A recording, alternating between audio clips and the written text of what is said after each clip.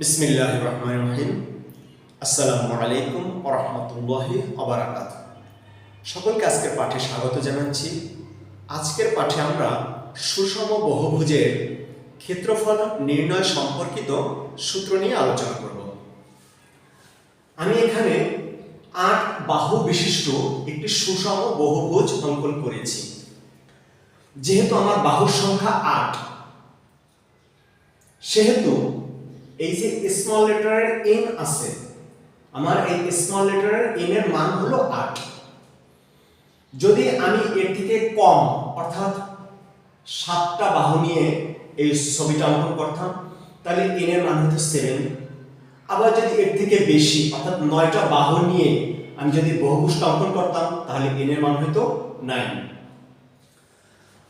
আজকের যেহেতু আমি এখানে ৮টা বাহু নিয়ে এই সুষম বহুভুজটা অঙ্কন করছি, এর জন্য আমার এখানে n এর মান হলো ৮।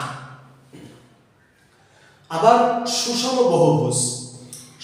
বহুভুজ শব্দের অর্থ হলো তার প্রত্যেকটা বাহুর দৈর্ঘ্য হবে সমান, অর্থাৎ AB BC CB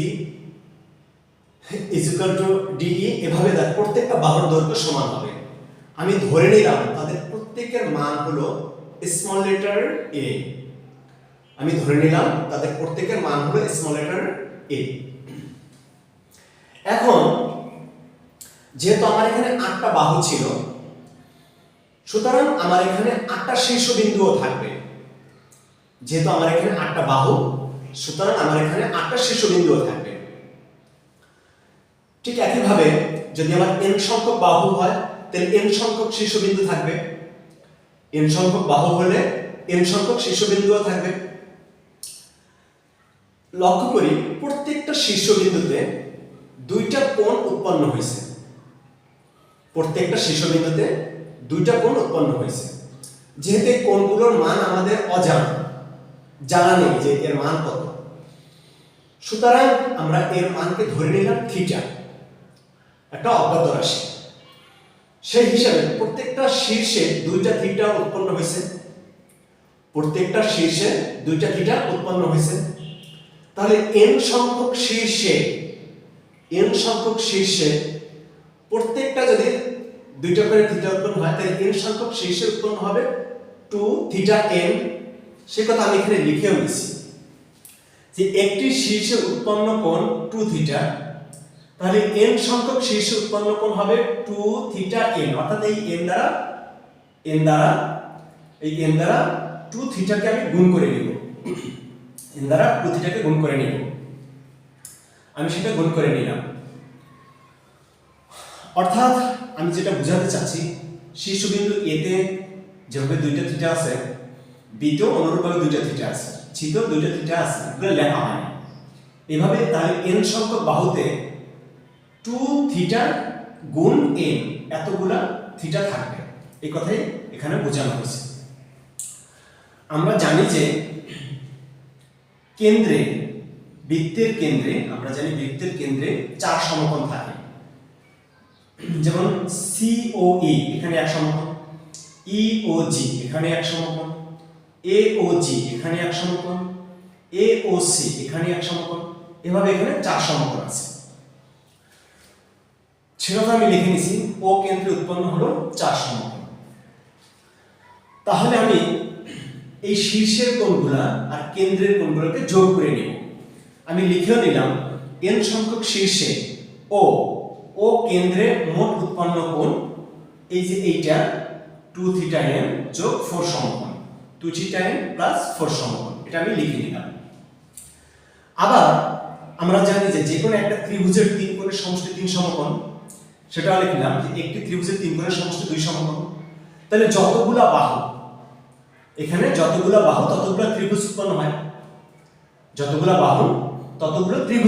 হয়। তাহলে এখানে n সংখ্যক বাহু, তাহলে এখানে n সংখ্যক ত্রিভুজ উৎপন্ন হবে। সেটা আমি লিখে নিলাম যে n সংখ্যক ত্রিভুজের 3 কোণের সমষ্টি এই যে 2 সমকোণ গুণ n, অর্থাৎ 2n সমকোণ। সমকোণ কথাটা কিন্তু অত্যন্ত জরুরি, যা আমাদের একটু পরে কাজে লাগবে। তাহলে আমরা আমাদের মূল সূত্রের কাজ শুরু করি। প্রশ্ন মতে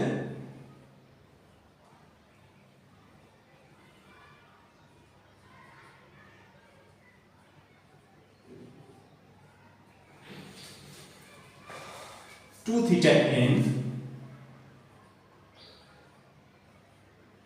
প্লাস 4 সমকোণ is equal to 2 সমকোণ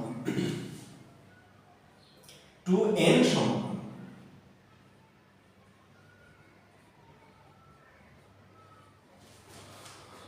সমীকরণে কাজ করলে হয় বা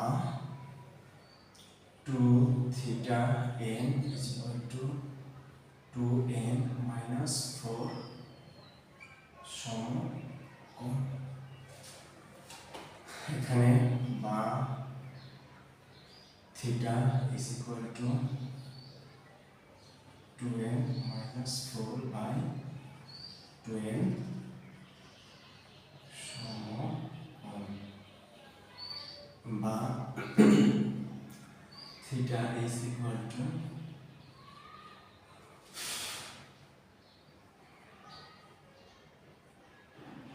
2n by 2n minus 4 by 2n সমকোণের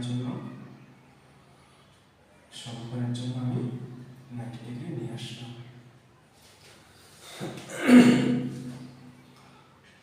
আমি একটু ব্র্যাকেট দিয়ে বোঝানোর চেষ্টা করবো যে এই সমকোণটা সবার সাথে গুণাকারে ছিল, এই সমকোণটা সবার সাথে গুণাকারে ছিল, এটা বোঝানোর চেষ্টা করব। বা theta is equal to 1 minus 2 by n into 90 degree বা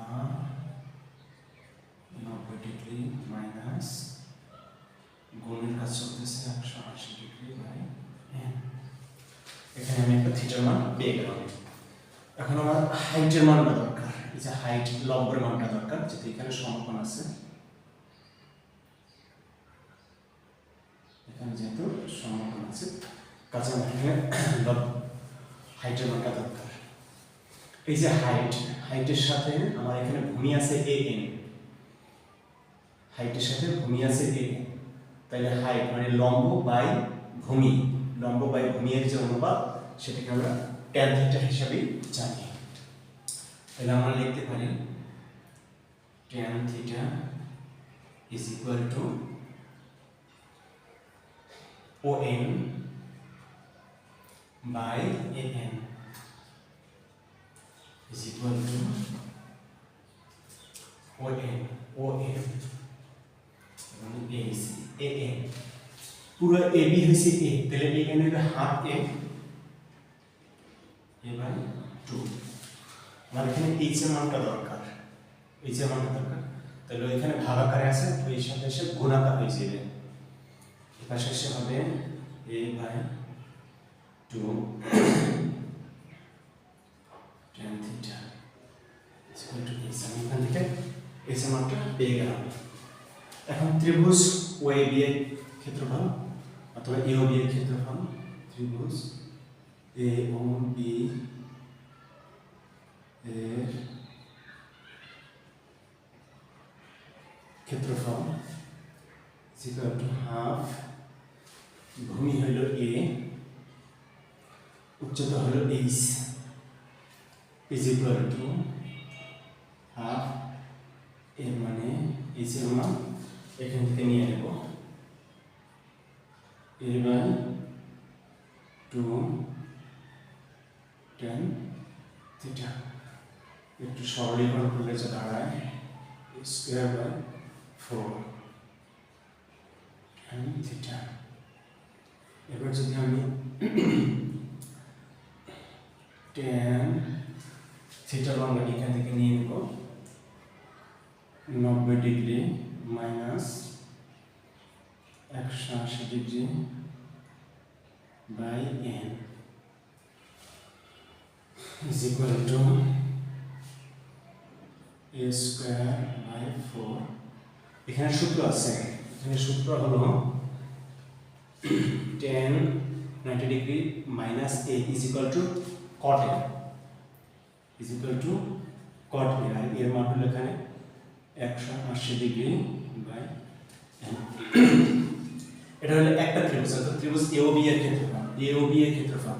তাহলে এখানে n সংখ্যক ত্রিভুজের ক্ষেত্রফল লিখে নিলাম, n সংখ্যক